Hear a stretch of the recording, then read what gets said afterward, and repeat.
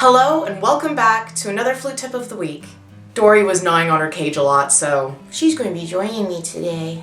I think she's sad because the last couple nights I've missed her and she saw me awake and I guess she wanted some attention. Saturday was Canada Day and I went and I spent 4 hours in line just to get a coffee from Tim Hortons and maybe some Timbits. They're like these delicious little spherical donuts that are just the best things ever. And yes, it was worth it. This week, I just wanted to touch on something that we all need to remind ourselves whenever we're working on repertoire. So let's jump in and see what it is. Don't be afraid of what's on the page and don't get lost in interpretations.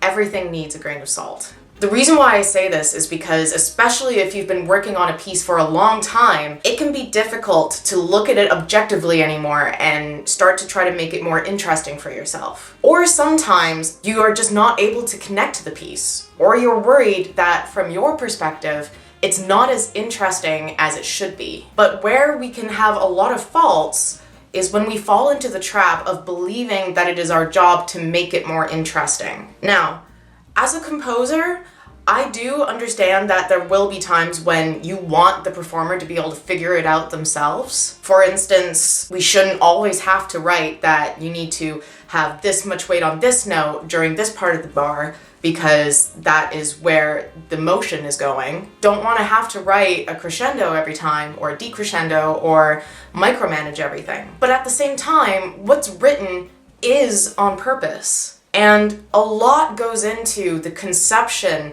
and undertaking of actually creating this piece. You can go onto YouTube or Spotify and listen to everyone's interpretations of the same piece. And a lot of the time, you're going to be hearing things that sound so different that it's hard to believe they're looking at the same music. Maybe they've made the creative decision to go through and make changes on their own score. But it is important to always do everything that you can to be accurate as well as be musical. On the other side of things though, you do not want to get so stuck in exactly what's on the music that you forget that it's music. If you become afraid of not seeming interesting enough or not feeling like you're being fulfilled as a performer, you need to start looking at different kinds of interpretation that will not make a huge difference to the music that's written. So that instead of doing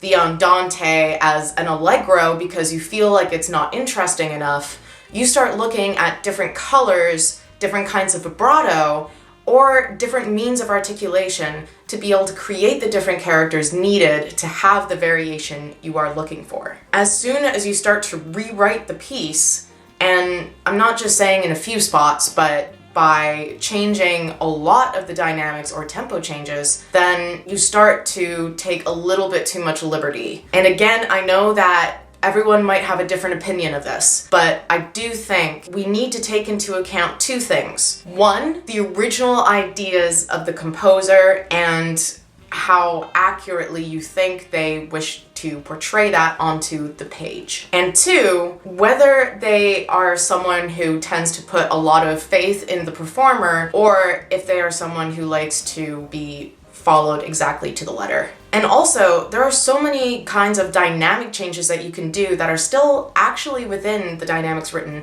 on the music. So let's say you have a piece by Mozart, and at the beginning of the page you have mezzo forte written, somewhere in the middle of the page you have a piano, and towards the end of the page you have forte.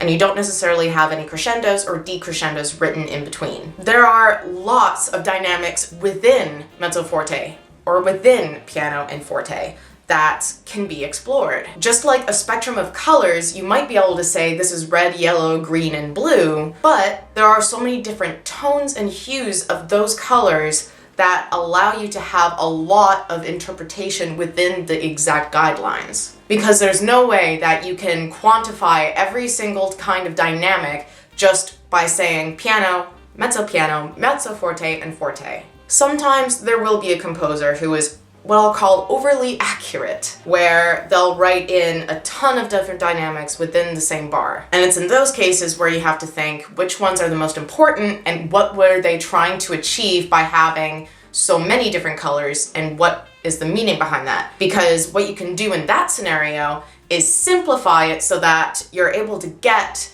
the same kind of actions, characters, and interpretations without necessarily having to change what is written on the page, and while still being honest to the intentions of the composer. You always need to make sure that you think about what you're doing and not just let it happen. So again, that tip was don't be afraid of what's on the page and don't get lost in interpretations.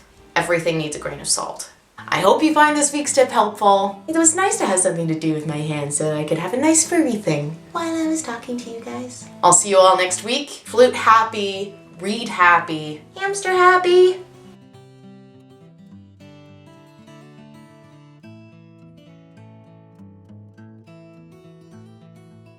So yeah, this girl is Dory. I don't think you've ever properly met her. I went to a shelter about 2 hours away, and it was outside of London, just so I could get her as a rescue. I saw a picture of her on the forum I'm on. My heart just went out to her. But she's too smart for her own good. I had to get a new cage and a new hamster ball after getting her because she figured out how to open the old ones. You were really expensive right away.